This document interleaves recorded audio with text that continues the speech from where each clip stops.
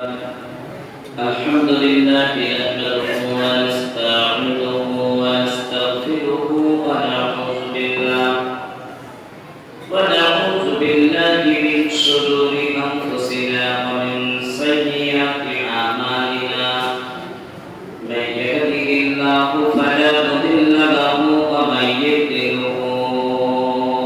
فلا هادي له ونشهد أن لا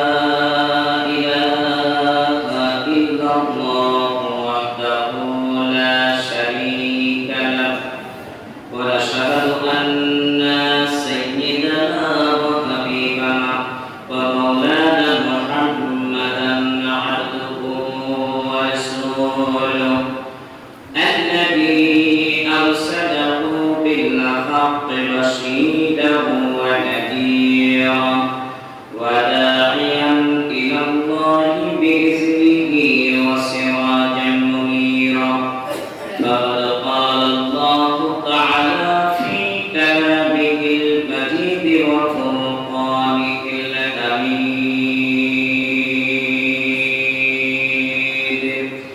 أعوذ بالله الشيطان الرجيم بسم الله الرحمن الرحيم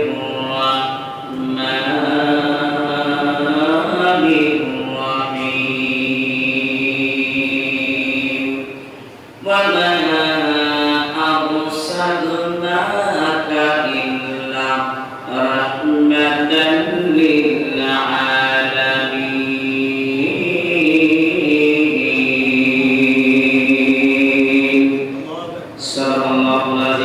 وقال رسول الله صلى الله عليه وسلم من أحب لله وأبغض لله وعدا لله ومنع لله فقد استكمل الإيمان أو كما قال النبي صلى الله عليه وسلم وقال تعالى مخبرا وآمرا في جميع شانه إن الله وملائكته يصلون على النبي يا أيها الذين آمنوا صلوا عليه وسلموا تسليما اللهم صل على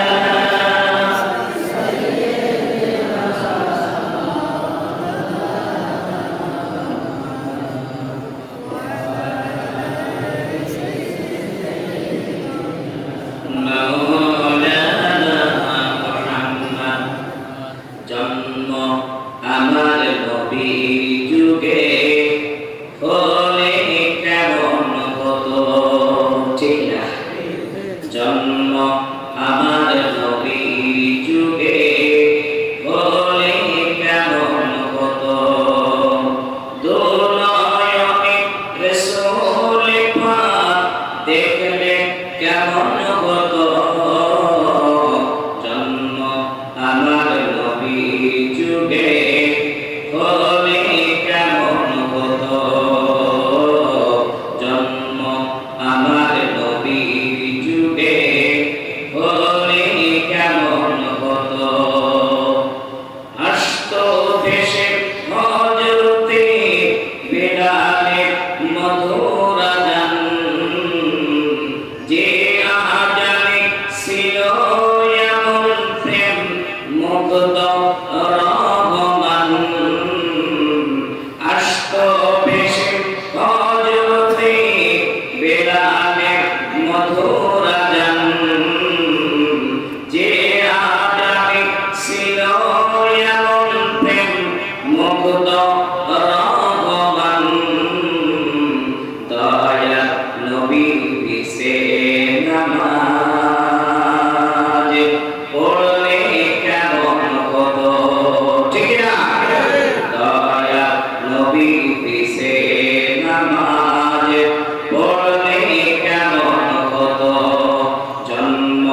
আমার নবীর যুগে হলে কেমন হতো দুনয়নে রাসূল পাক দেখলে কেমন হতো জন্ম আমার নবীর যুগে হলে কেমন হতো আল্লাহুম্মা সাল্লি আলা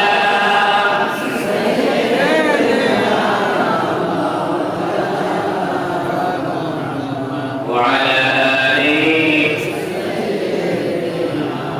مولانا محمد দিনী কত আলোচনায় থাকতাম আমি অধম সামনে রাসূল পাক হতো পাশে সাহাবাগণ দিনী কত আলোচনায় থাকতাম আমি অধম সামনে রাসূল পাক হতো পাশে সাহাবাগণ আবু বকর ওমর ওসমান আলী সঙ্গী কেমন হতো ঠিক আছে আবু বকর ওমর ওসমান আলী সঙ্গী কেমন হতো জন্ম আমার নবীর যুগে হলে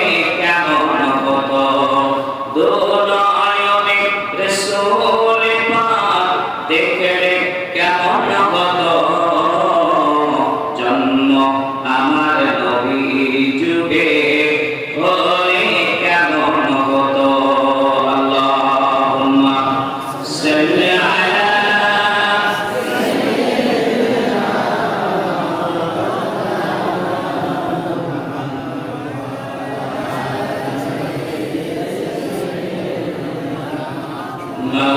مولانا محمد بلغ العلا بكماله كشف الدجى بجماله أسرت جميع خصاله صلوا عليه وعليه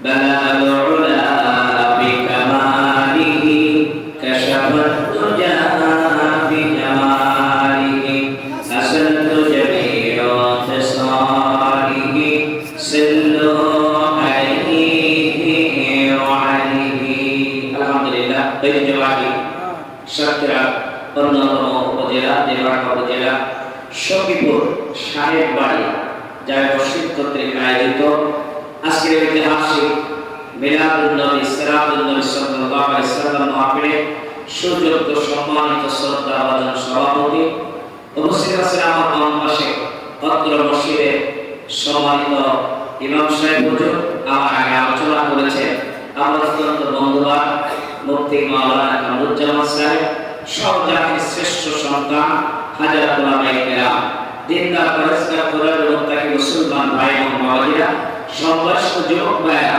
স্নেহের কচিকাচারা পদ্মা অন্তরালে অবস্থারত সম্মানিত মা ও বোনেরা আল্লাহ তাবারক ওয়া তাআলার দরবারে লাখো কোটি শুকরিয়া আদায় করছি আমিন খাশিয়াতিল্লাহ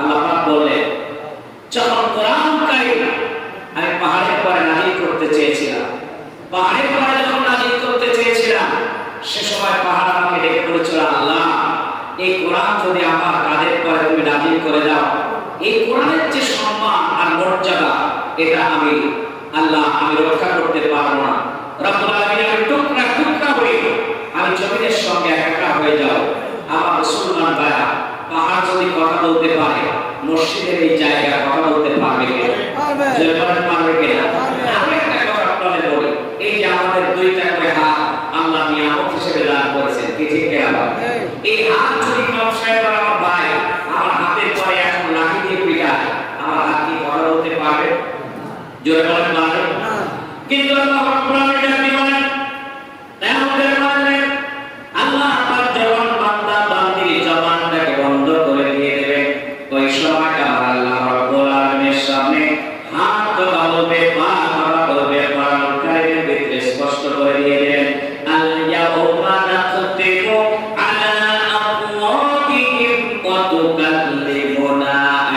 أيديهم وتشهد أرجلهم بما كانوا يكسبون الله কিয়ামতের ময়দানে বলবে হ্যাঁ রব্বুল আলামিন এই হাত দিয়ে ঘুষ খেয়েছে, এই হাত দিয়ে সুদ খেয়েছে, এই হাত দিয়ে অন্যায়ভাবে মামলা করেছে, এই হাত দিয়ে অন্য মানুষকে জেলের ভিতরে ঢুকিয়েছে, এই হাত দিয়ে রব্বুল আলামিন মানুষকে ক্ষতি করেছে।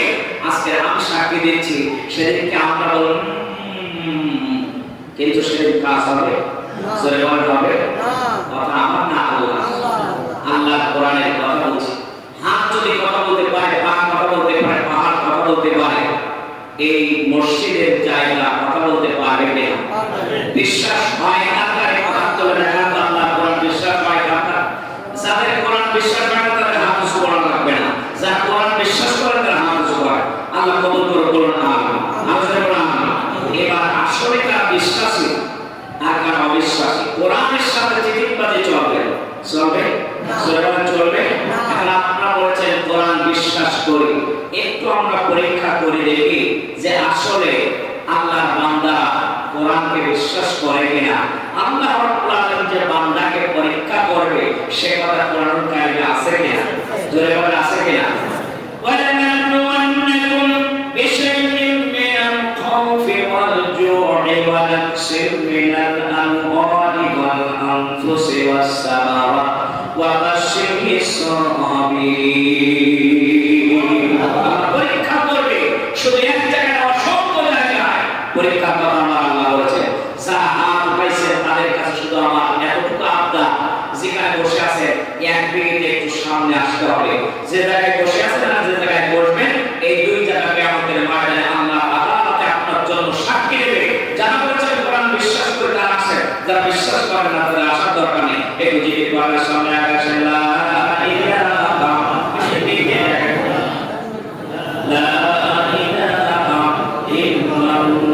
জোরে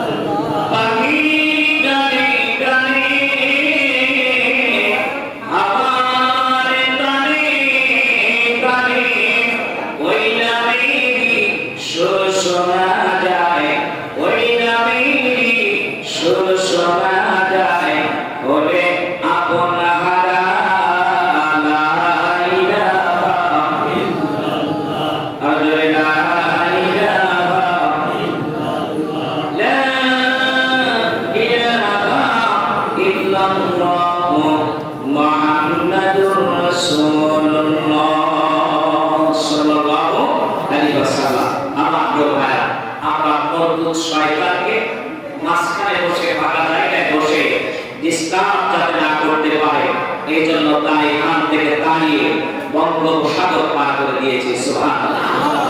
সরকারের হাজিরে আজকে বিশ্বনবীর জীবন নিয়ে আলোচনা হচ্ছে। আমাদের আলোচনার বিষয় হলো দুইটা। দুই বলেন কয়টা? দুইটা বিষয়।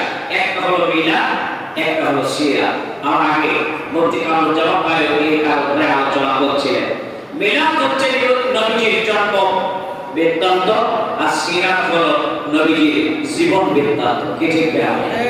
জন্ম বৃত্তান্ত যদিও আমরা মনে করি ছোট, কিন্তু আল্লাহ রাসূলের জন্ম বৃত্তান্ত কখনো ছোট হতে পারে পারে অসীম কালো হতে পারে না।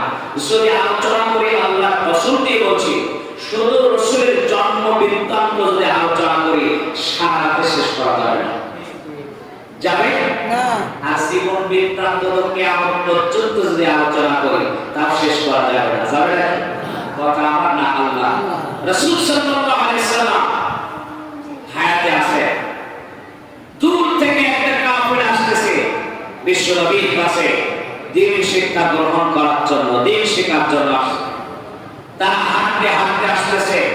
এই জায়গায় যারা বসা আছে ধনী মানুষ কয়জন আর গরিব মানুষ কয়জন একটু তাকায় দেখেন। তার মানে গরিব মানুষেরা সবচেয়ে বেশি আল্লাহ রাব্বুল আলামিনের দ্বীনের প্রতি সবচেয়ে বেশি তারা মুতাওয়াজ্জা, ঠিক না? এইজন ধনী মানুষের 500 বছর আগে একজন গরিব মানুষ আল্লাহর জান্নাতের ভিতরে প্রবেশ করে। সুবহানাল্লাহ। আমার রাসূল বিশ্বনবীর কাছে আসতেছেন। যখন তারা মদিনায় পৌঁছালো দীর্ঘপথ পাড়ি মদিনায় আসার পর জানতে পারল আল্লাহ নবী বেশ কিছুদিন হয়ে গেল দুনিয়ার সফর শেষ করে আল্লাহ তাকে সাড়া দিয়ে মসজিদের নববীর দক্ষিণ আঙিনায় চিরদিনের জন্য চিরনিদ্রায় শুয়ে শায়িত আছেন আমাদের নবী। আল্লাহর নবী যখন মসজিদের নববীর দক্ষিণ আঙিনায় শায়িত হয়ে গিয়েছে, এই সাহাবীরা এসে চিন্তার ভিতরে টেনশনের ভিতরে পড়ে গেল। এখন আমরা দিন কিভাবে শিক্ষা গ্রহণ করবো, জানবো আল্লাহ নবী সম্পর্কে কেমন করে জানবো। সাহাবীদের জিজ্ঞাসা করলেন আমাদেরকে কিছু ইসলাম সম্পর্কে জানিয়ে দাও। সাহাবীরা বললেন আমরা তো বলতে পারবো না, তবে একজন বলতে পারবেন, তিনি হলেন বিশ্ব নবী। বিশ্ব নবীর স্ত্রী আমাদের আম্মা জান হযরত আয়েশা সিদ্দিকা রাদিয়াল্লাহু তাআলা আনহা, তিনি বলতে পারবেন।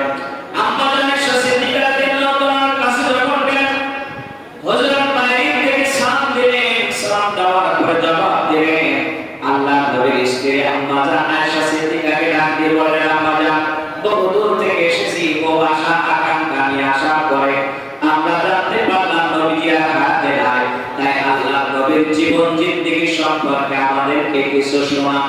আল্লাহ নবীর স্ত্রী আম্মা জান আয়েশা সিদ্দিকা রাদিয়াল্লাহু তাআলা ডাক দিয়ে বলেন তোমরা কি কোরআন তেলাওয়াত করো না, কোরআন অধ্যয়ন করো না?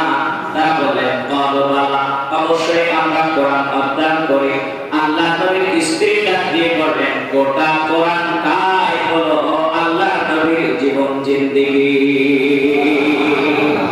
বলে তাহলে রাসূলের জীবন আলোচনা তেমন পর্যন্ত যদি করা হয়, বলেন এটা শেষ করা সম্ভব হবে? জোরে বলা হবে? কেন হবে না সেটাই আমাদের জানতে হবে। কি ঠিক না?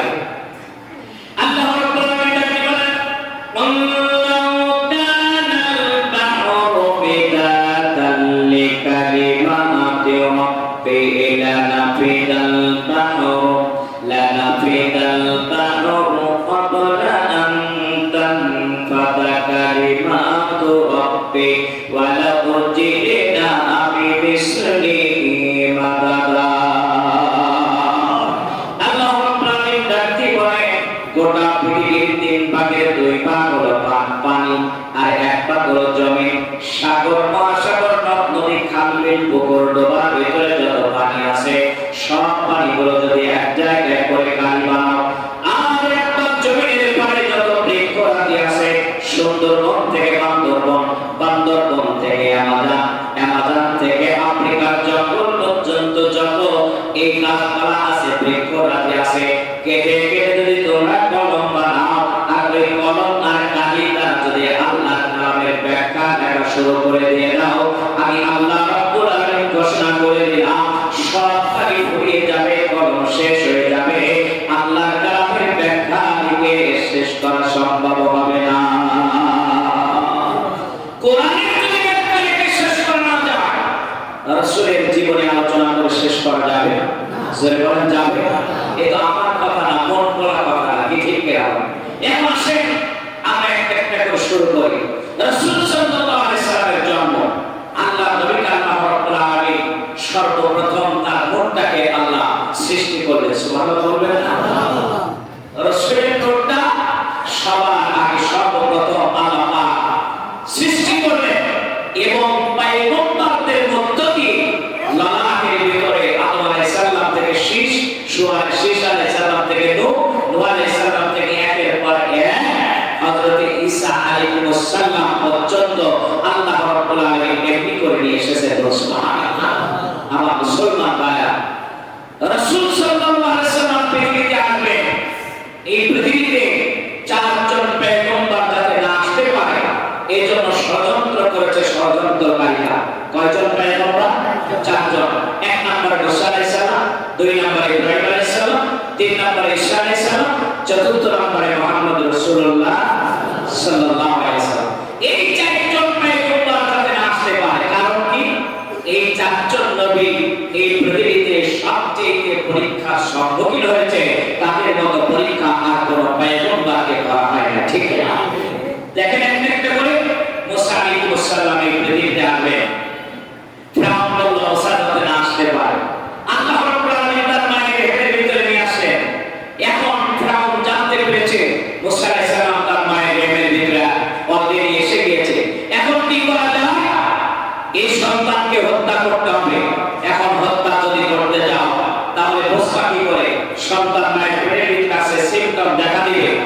পেটটা উঁচু হয়ে আছে, এমন দৃশ্য দেখা যাবে।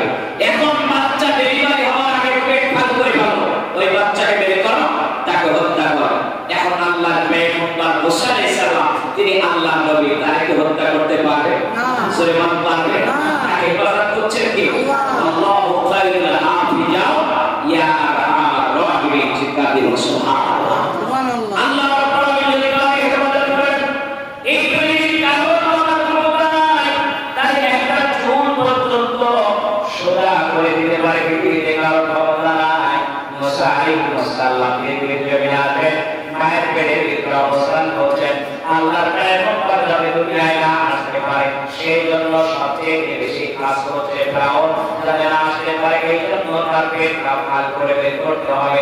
কিন্তু মুসা পয়গম্বর, এই পৃথিবীতে চারজন পয়গম্বর যখন মায়ের পেটের ভিতরে ছিল, আমার আল্লাহ রাব্বুল আলামিন স্বাভাবিক অবস্থায় রেখেছে। পৃথিবীর কোনো মানুষ বুঝতে পারবে না মায়ের পেটের ভিতরে সন্তান আছে, প্রকাশ না করা পর্যন্ত কেউ বলতে পারবে না। মুসা আলাইহিস সালামের মা খুব টেনশন, খুবই টেনশন। আল্লাহ সব সন্তানকে মেরে ফেলছে, আমার সন্তান বাঁচবে না। কিন্তু আল্লাহ পাক তাকে বলে, মুসা মা টেনশন করো না, ওয়ালা তাহিনু ওয়ালা তাহজানু ওয়া আনতুম আ'লামু ইন কুনতুম মুমিনিন।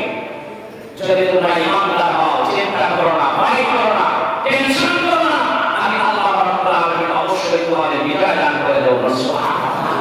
আবার মুসলমান ভাই, মুসা আলাইহিস সালামের মা টেনশন করছে, আমার সন্তান ডেলিভারি হলে তো ফোন করে দেবে, এখন এই ঠেকানো যায় কিভাবে? সেই জন্য আল্লাহ রাব্বুল আলামিন জিবরাইল আলাইহিস সালামকে পাঠিয়ে দিলেন, যাও জিবরাইল মুসার মার বাড়ির সামনে গিয়ে বললাম, বাক্স তৈরি করে, কাঠের বাক্স, মুসার মা তোমার কাটিয়ে কাঠের বাক্স তৈরি করে দেবে, সুন্দর করে কাঠের বাক্স তৈরি করে দিয়ে দেবে। মুসা আলাইহিস সালামের মা যখন এই কাঠের বাক্স তৈরি করার জন্য স্ত্রী যাচ্ছে, পয়গম্বরের মা ডাক দিয়ে বলেন, আমার একটা বাক্স তৈরি করে দিতে হবে, তাড়াতাড়ি করে আসো। এত সুন্দর ফিনিশিং করে কাঠের বাক্স তৈরি করে দিলেন। এই পৃথিবীতে দ্বিতীয় কোন কাঠের বাক্স এত সৌন্দর্যমণ্ডিত আর জীবনে কখনো হবে না। সুবহানাল্লাহ বলা যাবে না? মুসা আলাইহিস সালাম দুনিয়ার জমিনে আসলেন, আল্লাহ রাব্বুল আলামিন পয়গম্বরের মা বাক্সের ভিতরে মুসা পয়গম্বরকে বলেন, নদীতে যখন পাঠিয়ে দেবেন, নদীতে যখন বাক্সটা বানানো হবে, পয়গম্বরের মা একবার আসমানের দিকে তাকায়, একবার বাক্সের দিকে তাকায়, একবার আসমানের দিকে তাকায়, আর একবার বাক্সের দিকে তাকায়। আল্লাহ রাব্বুল আলামিন ডাকতে বলেন, মুসা মা টেনশন করো না, টেনশন করো না, কারণ এই পানি আমি আল্লাহ আমার কথা মতো চলে। মুসা আলাইহিস সালামের মা পালাই দিয়ে দিল। আপনার জানা সুন্দর একটু ফিনিশিং দিয়ে চলে যাচ্ছে। মুসা আলাইহিস সালামের বাক্স ভাসে ভাসে চলে আসলো, ঠিক একদম ফেরাউনের সেই রাজপ্রাসাদের পাড়ে যে নদীটা বহমান, সেই নদীর ঘাটের কাছে এসে আস্তে করে লেগে গিয়েছে। এই পৃথিবীতে দেখবেন, আপনারা যারা ভারতে গিয়েছেন, আমার কামজমরা গিয়েছে, ভারতবর্ষের যে সমস্ত প্রেসিডেন্ট তদানীন্তনকালের বাদশারা ছিল, তাদের রাজপ্রাসাদের পাড়ে দিয়ে সব আপনার বড় বড় নদী, বাংলাদেশের নবাব সিরাজউদ্দৌলা একদম রাজপ্রাসাদের পাড়ে দিয়ে বিশাল বড় নদী, আর রাজপ্রাসাদের সাথে একটা বড় ঘাট নামিয়ে দেওয়া। বিকালবেলা এই জায়গায় ঘাটে বসে নদীর দৃশ্য দেখে আর আনন্দ উপভোগ করে। ফেরাউন আর আসিয়া একই অবস্থা, ঘাটের পাশে বসে আনন্দ উপভোগ করছে। ঠিক সেই মুহূর্তে দেখে ওই বাক্সটা ভাসতে ভাসতে ওই নদীর কিনারায় এসে একদম ঘাটের কাছে লেগে গিয়েছে। আসিয়া সর্বপ্রথম দেখে ডাকতে বলছে, এত সুন্দর বাক্স উঠে নিয়ে আসো। স্বামী রাসূলুল্লাহ যখন বাক্সটা খুলেছে, দেখে তার ভিতরে চাঁদের মতো একটা ফুটফুটে সন্তান মুসা আলাইহিস সালাম ফেরাউনের মুখের দিকে তাকায় একটা মুস্কি হাসি দিয়ে দিয়েছে। সুবহানাল্লাহ। হাসি দেওয়া সুন্নাত, এই যে কেরাম মুস্কি হাসি দেওয়া সুন্নাত। আসিয়া নামের চোখে দেখলো ফেরাউনের চোখে দেখেছে, কিন্তু ফেরাউন আসিয়াকে ডাক দিয়ে বলে, আসিয়া আমার মন করতেছে এই আমার শ্রেষ্ঠ দুশমন, আমার শেষ শত্রু। আসিয়া ডাক দিয়ে বলে, সারা জীবন তো এই কথা মনে হয়, এটাই তোমার শত্রু, এটাই তোমার দুশমন, কিন্তু শুনে রেখে দিয়ে দাও, চাঁদের মতো সন্তান কখনো তোমার দুশমন হতে পারে না। মা তোমার ভয়ে ঘরের পাশের ভিতরে ভরে নদীর ভিতরে পালাই দিয়েছে, তার মানে এই সন্তান কখনো তোমার দুশমন হতে পারে না। আল্লাহ রাব্বুল আলামিন তাকবীর করেন, মুসা যে তোমার দুশমন তার বাড়িতে তোমার আমি লালন পালন করে বড় করতে চাই।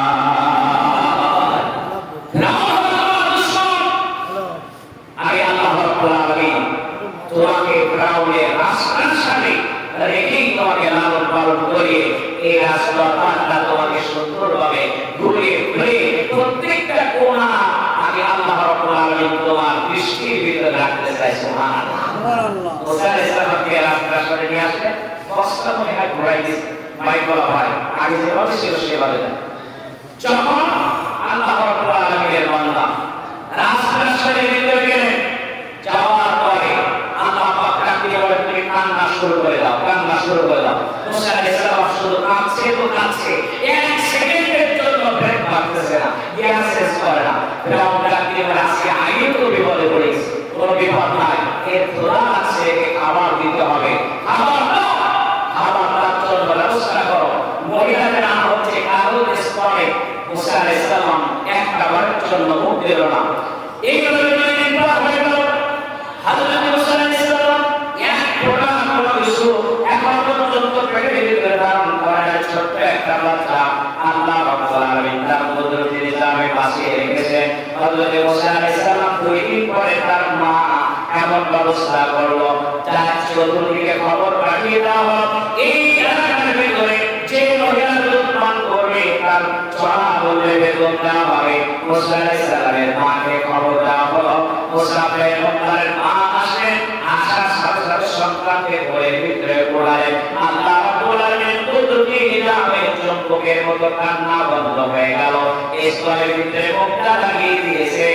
আল্লাহ পাকের বান্দা 2 দিন পরে মায়ের দুধ এত তৃপ্তি সহকারে খেয়েছে, পৃথিবীতে আর কোনদিন পরে মায়ের এত তৃপ্তি সহকারে খাইবে না। ফিরাউন ডাকতে বসে, তোমার বেতন কত দিতে হবে? আল্লাহ পাক আগে শিখিয়ে দিয়েছে, চল বেতন চাই না। ফিরাউনের কাছ থেকে কিছু বের করে দাও, এর কাছে চল বেতন নাও। মুসা আলাইহিস সালাম থাকলো, হত্যা করতে চাইল ফিরাউন। আর সেই ফিরাউনের রাস্তার উপরে মুসা থাকে, মুসার মা থাকে, বেতন পায়, খাবার পায়।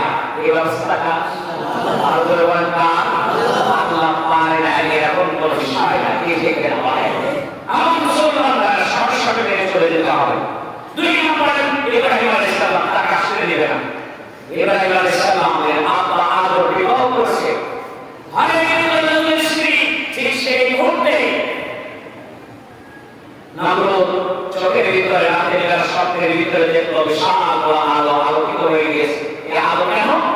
গণতে থাকো, বলে 3 দিনের ভিতরে এমন এক বাচ্চা মায়ের পেটে আসতে যাচ্ছে যে তোমার রাস্তা বা কিছু না করে এখানে আল্লাহ দিন প্রতিষ্ঠা করে দিয়ে দিল। সুবহানাল্লাহ। আমার মুসলমানদের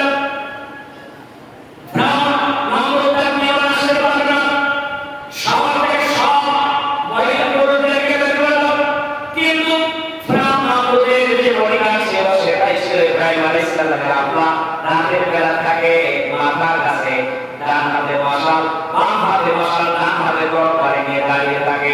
রাত যখন গভীর হয়ে গেল, 3য় রাতে আর স্ত্রী স্বামীর ভিতরে 3 দিনের ভিতরে দেখা হয় না। নতুন স্ত্রী ঘরের ভিতরে ছটফট করতেছে, আর হঠাৎ করে ঘর থেকে বের হয়ে আসলো। 4 রাতে স্ত্রী বের হয়ে স্বামীকে খুঁজতেছে। স্বামী ঘরের ভিতর থেকে রাস্তার থেকে দেখে বাইরে তার স্ত্রীর মতকে হাঁটাহাঁটি করে। দৌড়ে চলে আসলো, আসার পর থেকে সত্যি তার স্ত্রী আল্লাহ পাকের সাহায্য করলেন ফেরেশতার মাধ্যমে। হাতের মশালটা ফেরেশতা নিয়ে নিল, আর হাতের তরবারিটা নিয়ে একদম নমরুদের মাথার কাছে দাঁড়িয়ে পাহারা দেওয়া শুরু করলো। এর মধ্যে স্বামী স্ত্রী মিলন করেছে, সন্তান গায়ে দেহের ভিতরে চলে গেল। সন্তান গায়ে দেহের ভিতরে চলে গেছে। পরের দিন সকাল তারা গণনা করে দেখতে পেল সেই সন্তান মায়ের পেটের ভিতরে আল্লাহ রাব্বুল আলামিন ডাকিয়ে বলেন, ইব্রাহিমের মায়ের পেটটাকে আমি আল্লাহ স্বাভাবিক করে রাখলাম, পৃথিবীর কোন শক্তি আর ইব্রাহিমকে খুঁজে পেতে পারে। আমার মুসলমানদের মাঝে হযরত ঈসা আলাইহিস সালাম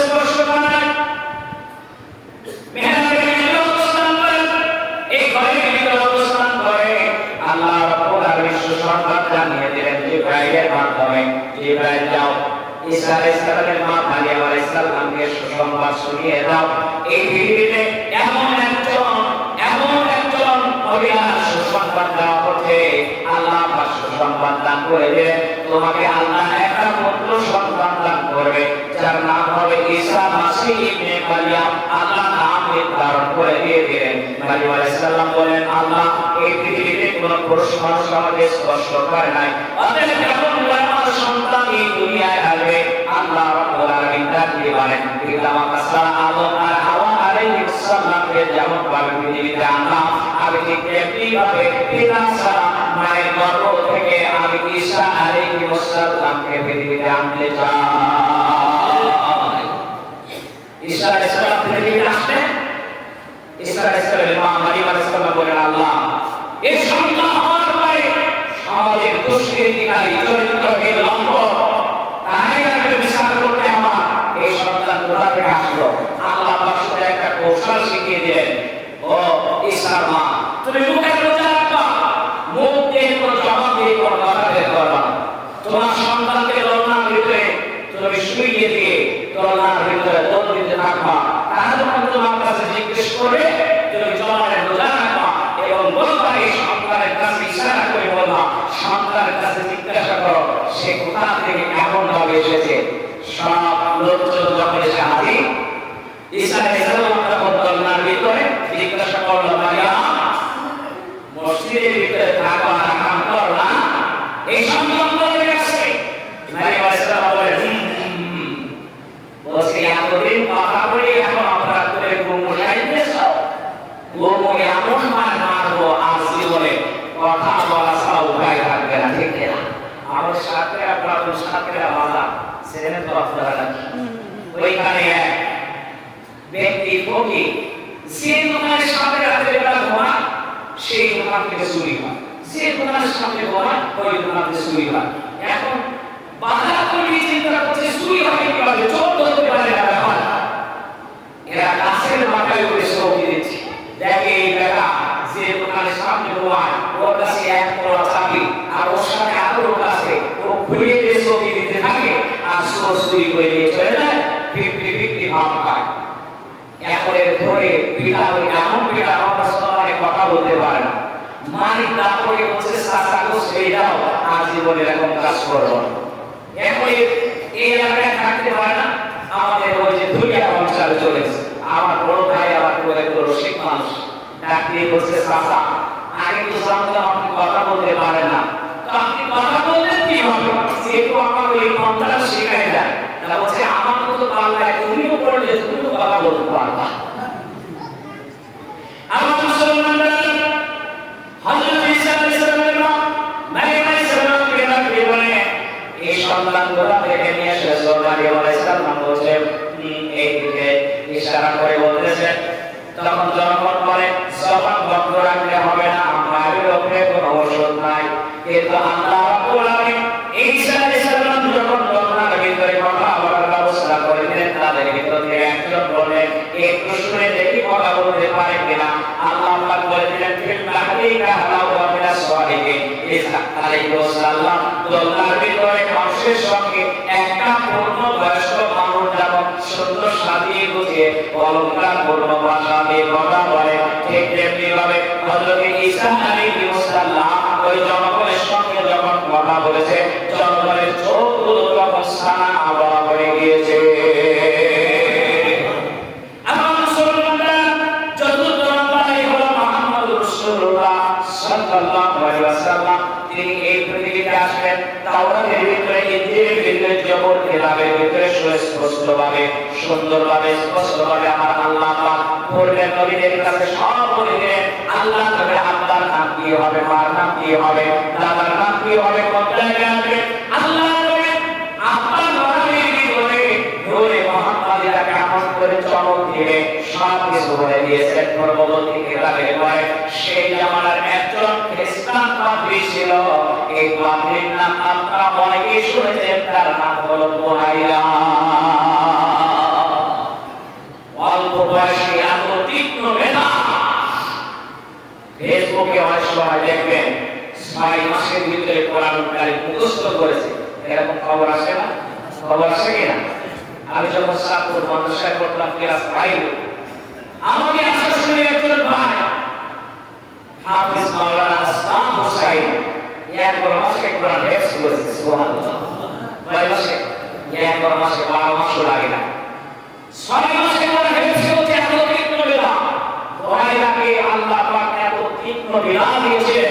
তাওরাত, ইনজিল, জবুর তিনটা কিতাবের যেখানে যা আছে সব তার মুখের মধ্যে এরকম আয়নার মতো চোখের সামনে এত সুদর্শন পুরুষ, এত সৌন্দর্যমণ্ডিত চেহারা।